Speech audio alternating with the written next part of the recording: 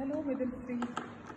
Now we will start the second part of lesson 1, motion in one direction.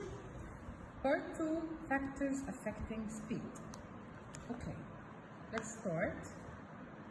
Do you remember the definition of the word speed we said at the beginning of the lesson? We said that speed is distance covered or moved in unit time. Take care that we have unit time and we have distance. And when we studied the rule of speed equal distance over time. So from here, what's the two factors that will affect the speed? Yes, the two factors affecting speed will be distance and time. They will be the two factors which are present in the rule. Okay, I want to know how this factor, distance, affects speed and how this factor, time, affects speed. Yani, if the distance increased from object to another, will the speed increase or no? When the time increase in a certain motion and compared to another, will the speed increase or no? I want to know the relation between V and D and V and T. Is it a direct proportional relation or is it an inversely proportional relation? Okay? But from before we studied that when the two factors, when the factors on the two sides of the equal, when the two sides are on the up, in nominators, this means that both of them are directly proportional to each other. But when one is nominator and the other not dominator and the other is dominator, one is nominator and the other is dominator, this means that the relation is inversely proportional relation. Okay? Right. Let's see how is this and let's make sure that this is right. Okay? Number one, the relation between distance and speed.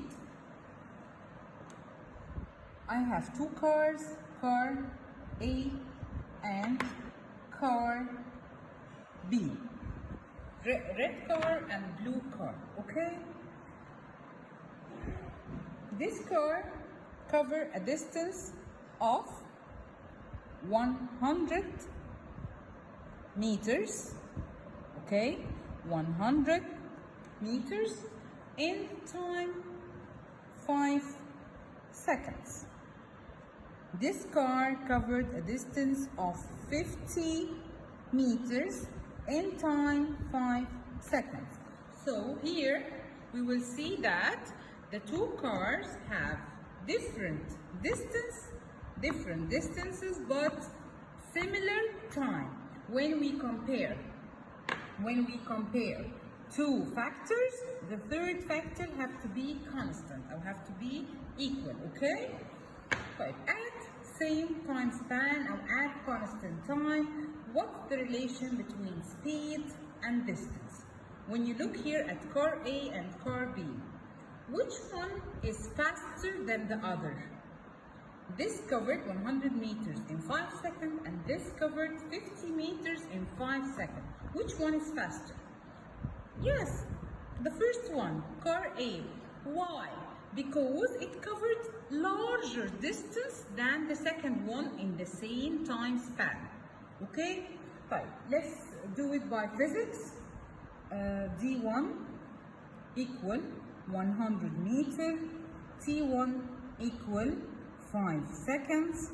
So when I want to calculate V1, speed equal D1 over T1, equal 100 over 5, equal 20 meters per second. Okay, let's see the other car B, D2 equal 50 meters, T2 equal 5 seconds, V2 equal D2 over T2, equal 50 over 5, 50 over 5 يعني equal 10 meter per second. So here, which speed is higher, 20 meter per second or 10 meter per second? Yes, 20 meter per second is higher. This means that car A was faster than car B. This means that the relation between distance and speed is directly proportional relation. When the distance increase, the speed also increase. يعني increase. So this is a directly proportional relation. Let's write it here. Directly proportional relation. When the distance increase, the speed also will increase.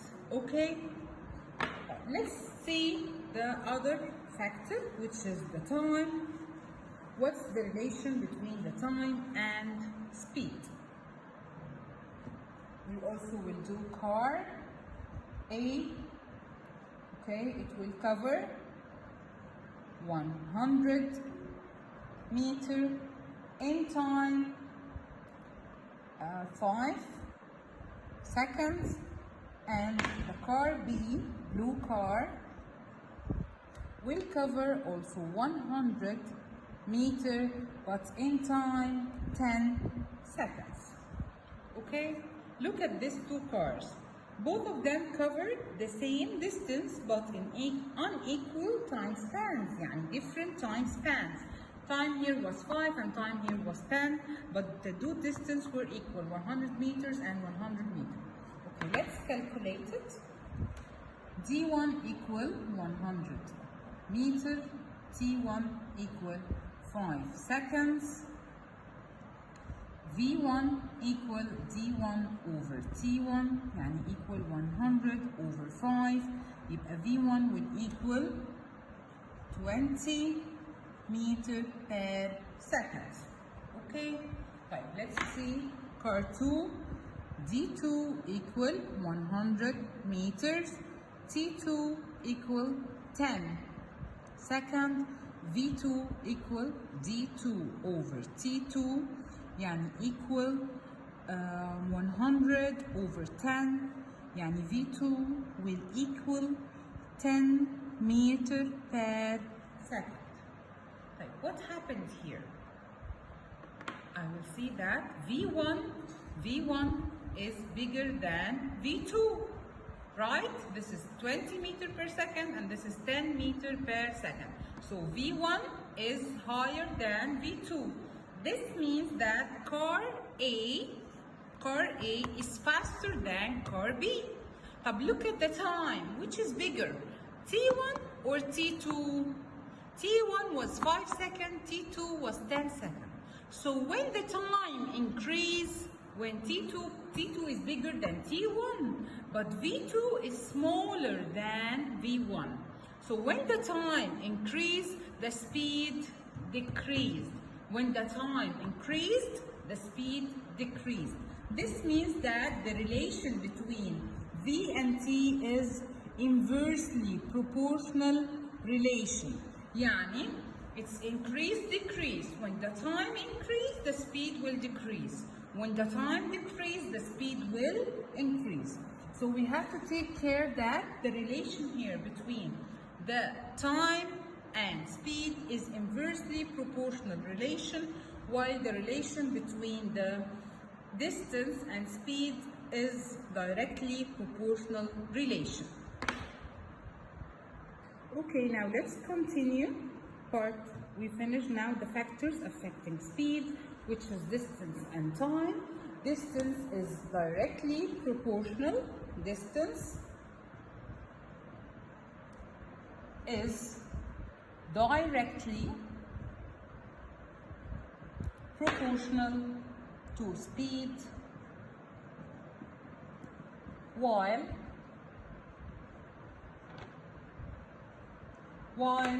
time is inversely proportional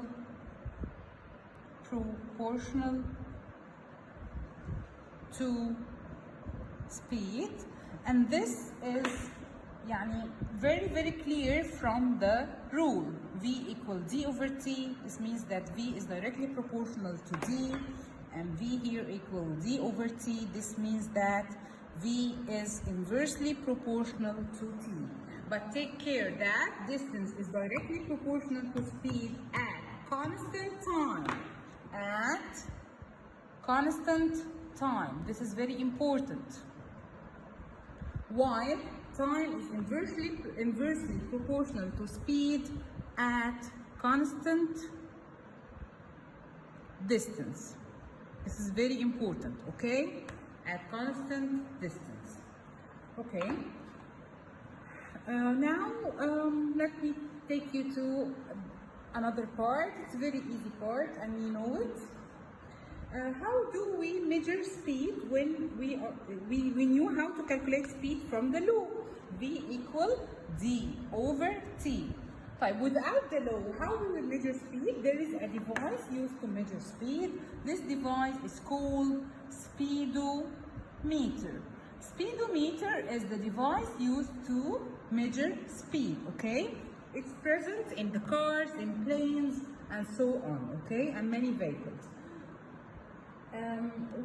Maybe they will you will have a give reason مثلا why the cars and planes are provided with group of counters such as speedometers to help identify the speed of car directly without using the law and dividing and so on. No, you need a device that will give you the speed directly, okay? And also there is another counters in the car and planes. These counters like the mile age and hour timer and compass. These all counters are present in the car. See, like this picture you see here in the car, you will find speedometer, this, and here you will have the mile age and the hour timer. Like what's the mile age and what's the hour timer? The mile age is the counting the miles that the car moved only, okay? Counting the distance covered by the car. And the hour timer is counting the time that the car moved. Yani, you will see that when you get out in the morning and you take your car and move and make many things and go to the school and the work and so on. This will count how many hours did you drive your car, okay? The last one is the compass. Compass is not present in the car, of course, it's present in planes. Why? To use so that the pilot can use it to know his north, his east, his west, his south, and so on. North, south, east, and west. Okay?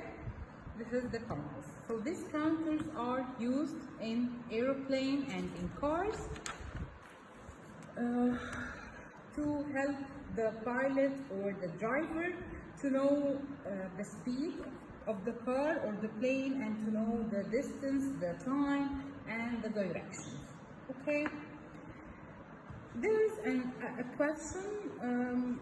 I will give you one question. We want to answer it together. This question says, what's meant by as the speed? Let me write it. What meant by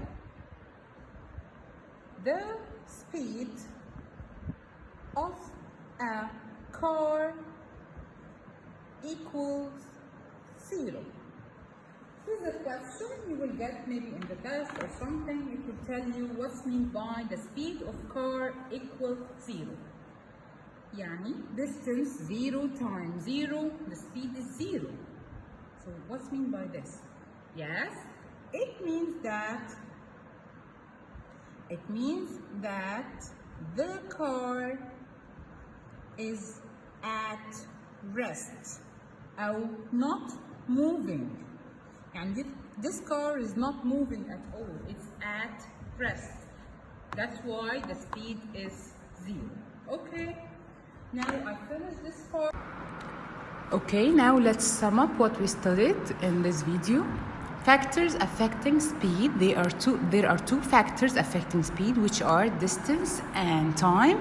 This is very important because the law of calculating speed is V equal D over T. So distance and time. Okay, at equal distance, as the time decrease, the speed increase. Time and speed are inversely proportional at constant distance. While at equal time span, as the distance increases, the speed increases. So distance and speed are directly proportional at constant time. And the device used to measure speed is called speedometer, okay? And the most important thing that when you have a give reason, okay, this give reason is about the speed, time, or the relation between them and so on, you have to write the law, which is speed equal D over T. So from the law, we knew that speed is inversely proportional to time, okay? Thank you very much. We finished this part, and next video we will talk about uniform or regular speed, or types of speed. Okay, thank you.